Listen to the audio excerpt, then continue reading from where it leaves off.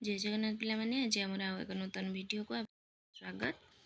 आज आम प्राय समान शीर्षक थिबा विभिन्न विभागर केतोटी लेखा को आम जानिबा कारण एही गुड़िक परीक्षा रे कस्तंभ खस्तंभ किंबा लेखक लेखा लेखा गुड़ी को सजेबा भली प्रश्न आसी थाए। तेणु प्रथमे देखा अच्छी हे स्वर्ग विदाय हे पृथ्वी विदाय। हे स्वर्ग विदाय नाटकटी विजय मिश्र रचना करछन्ती। हे पृथ्वी विदाय नाटकटी रमेश प्रसाद पाणिग्राही रचना करछन्ती। परवर्ती समय आम देखा आसुछि अपहंच आकाश।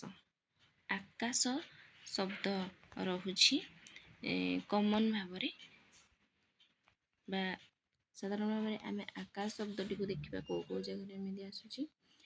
तो प्रथम आम देखा अपहंच आकाश गल्प संकलन हूँ बीणापाणी महांती शब्दर आकाश कविता सीताकांत महापात्र आकाश पाताल गल्प संकलन नीलमणि साहू आकाश परी निबिड़ सौरेन्द्र बारिक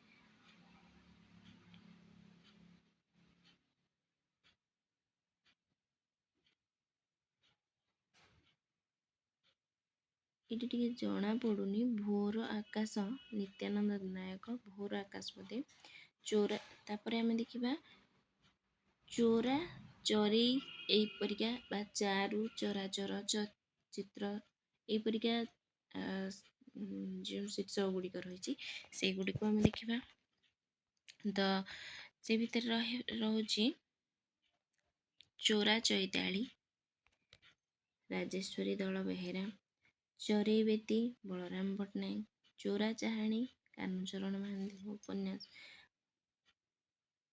गल्प एटी कानूचरण महांती गल्प चारु चैतन्य पर्यंत अर्जुनानंद पति गल्प संकलन चराचर सौभाग्य महारणा चित्र और चरित्र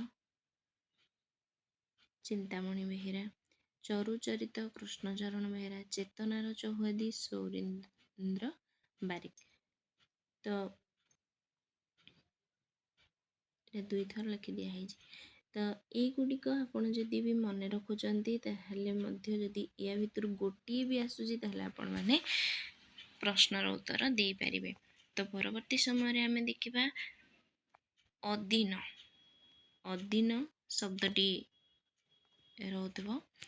तो सेमती रही अधीन मेघ गोपाल छोटराय नाटक अधीन बौल गल्प संकलनटी हूँ शांतनु कुमार आचार्य। तापर आम देखा साधारण भाव एका एका यही जो शब्दटी एका शब्दटी बारंबार आसुवा शीर्षक। तो प्रथम रुद्ध क्षेत्र में एका एका जगदीश महांती गल्प संकलन शब्द एका एका एकत्र हरिहर मिश्र कविता एका एका सन्यासी हरप्रसाद परिछा पट्टनायक एका एवं एका एका भानुजीराव कविता संकलन एकाकी पराशर बीणापाणी महापात्र रात्रिर दुईटी डेणा सॉरी ये गला एका शब्द को नेगी एतिकी रहिला। तापर आम देखा रात्रि बा नहीं रात्रि नुह दुईटी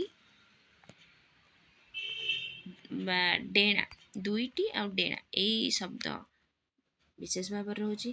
तो रात्रिर दुईटी डेणा हरिहर मिश्र नाटक दुईटी ताहार डेणा राधामोहन गणनायक कविता संकलन। तापर आम देखा तमसा शब्दटी रहुची। तो तमसा तीरे कानूचरण महांती तामसी राधा महापात्र नीलमणि साहू। तो यही भाव में जदि युड़िक भी आपण मैंने मन रखी दौरान ताहले आपण को प्रश्नर उत्तर देवाई परीक्षा रे कौन प्रकार असुविधा हेबो नाही। तो आम देखा शताब्दी शब्दटी बारंबार आसूची शताब्दी शब्द सहित शब्द गुड़िक रोचे। तो शताब्दीर सूर्य सुरेन्द्र महांती उपन्यास शताब्दीर नचिकेता शांतनु कुमार आचार्य उपन्यास शताब्दीर स्वप्नभंग ज्ञानेन्द्र वर्मा उपन्यास शताब्दीर शेष सातकड़ी होता उपन्यास शताब्दीर क्षुधा रघुनाथ महापात्र शताब्दीर प्रलय नरसिंह मिश्र शताब्दीर स्वप्नभंग ज्ञानेन्द्र वर्मा दुई थर हो शताब्दीर नीलपक्षी ମମତାମୟୀ ଚୌଧୁରୀ, ଶତାବ୍ଦୀର ଆହ୍ୱାନ ବିଷ୍ଣୁପ୍ରସାଦ ବାହାଲିଆ। ତ ଏଇଭଳି ଭାବରେ ଆମେ ଶତାବ୍ଦୀ ଶବ୍ଦରେ କେମିତି ରହୁଛି ତାକୁ ଆମେ ଦେଖିଲେ। ତାପରେ ଦେଖିବା ବିଦଗ୍ଧ। ବିଦଗ୍ଧ ଶବ୍ଦ ଆସୁଥିବା ଶୀର୍ଷକ ଗୁଡ଼ିକ ଆମେ ଦେଖିବା। ତ ପ୍ରଥମେ ଦେଖିବା ବିଦଗ୍ଧ ହୃଦୟ କବିତା ସଂକଳନ ହେଉଛି ଫନି ମହାନ୍ତିଙ୍କର। ବିଦଗ୍ଧ ଅଂଶୁପା ଉପନ୍ୟାସ ମହାପାତ୍ର ଯତୀନ୍ଦ୍ର କୁମାର। ବିଦଗ୍ଧ ବସନ୍ତ ଉପନ୍ୟାସ ବନଜ ଦେବୀ। ବିଦଗ୍ଧ ବିହଙ୍ଗ ବରେନ୍ଦ୍ର କୃଷ୍ଣ ଧଳ। ତ କେବଳ ଆମେ ପଢ଼ିଦେଲେ ହବନି, ପଢ଼ିବାକୁ ଆମେ ପାଠଟା କେଉଁ ପ୍ରକାରର ମନେ ରଖୁଛେ। ତ ପରୀକ୍ଷାରେ ପ୍ରଶ୍ନ ଗୁଡ଼ିକ କ'ଣ ଆସିବ ଆମେ ଜାଣିନାହାନ୍ତି, ତେଣୁ ଆମକୁ ସବୁକୁ କଭର୍ କରିବା ପାଇଁ ପଡ଼ିବ। ତ ସବୁକୁ କଭର୍ କରିପାରିବା ଆମେ କେମିତି, ତା ପାଇଁ ଗୋଟେ ଟ୍ରିକ୍ ରହିଛି। ତ ପ୍ରତ୍ୟେକ ବିଭାଗରେ ଏତେ ଲେଖକ ଅଛନ୍ତି, ତାଙ୍କର ଲେଖା ଗୁଡ଼ିକୁ କେଉଁ ଲେଖା ପାଇଁ କ'ଣ ପୁରସ୍କାର ପାଇଥିଲେ, କେଉଁ ମସିହାରେ ପ୍ରକାଶ ପାଇଥିଲା, ତାକୁ ପ୍ରକାଶ କାଳ ଅନୁଯାୟୀ ସଜେଇବା। ଏଇ ପ୍ରକାରର ଆମେ ବହୁତ ଗୁଡ଼ିଏ ପାଠ ମନେ ରଖିଲା ବେଳକୁ ଆମକୁ ଟିକେ କଷ୍ଟ ହୋଇଥାଏ। ତେଣୁ ଆମେ ଯଦି ପାଠ ଗୁଡ଼ିକୁ ଅଲଗା ଅଲଗା ଢଙ୍ଗରେ ମନେ ରଖିବା ପାଇଁ ଚେଷ୍ଟା କରିବା, ନିଶ୍ଚିତ ଭାବରେ ସେ ଆମ ପାଇଁ ସହାୟକ ହେବ। ତ ଆମେ ଦେଖିବା ଓଡ଼ିଶା ଶବ୍ଦକୁ ନେଇକି କ'ଣ ସବୁ ରହିଛି ରଚନା। ତ ଓଡ଼ିଶାରେ ବୌଦ୍ଧ ଧର୍ମ ନବୀନ କୁମାର ସାହୁ। ଓଡ଼ିଶାର ମହିମା ଧର୍ମ ଚିତ୍ତରଞ୍ଜନ ଦାସ।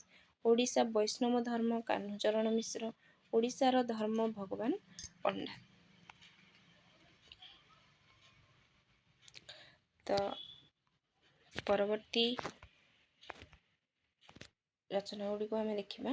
କ'ଣ ରହିଛି ନା ସୂର୍ଯ୍ୟ ଶବ୍ଦ ରହିଥିବ। ସୂର୍ଯ୍ୟ ଶବ୍ଦ ରହିଥିବ। ତ ସୂର୍ଯ୍ୟ ସ୍ନାତ ଜଗନ୍ନାଥ ମହାନ୍ତି। ସୂର୍ଯ୍ୟ ସ୍ନାନ ବସନ୍ତ କୁମାର ମହାପାତ୍ର। ସ୍ୱାଧୀନତାର ଶେଷ ସୂର୍ଯ୍ୟ ଶାନ୍ତିଲତା ମହାପାତ୍ର। ତ ପରବର୍ତ୍ତୀ ଲେଖା ଗୁଡ଼ିକରେ ରହିଛି ମାତୃପୂଜା। ମାତୃ ଶବ୍ଦଟି ରହିଥିବ। ତ ମାତୃପୂଜା ମଣ୍ଡପ ହେଉଛି ସଦାଶିବ ମିଶ୍ରଙ୍କର ପ୍ରବନ୍ଧ। ମାତୃପୂଜା କାର୍ତ୍ତିକ କୁମାର ଘୋଷଙ୍କ ନାଟକ। ମାତୃମଙ୍ଗଳ କେନ୍ଦ୍ର କମଳଲୋଚନ ମହାନ୍ତି।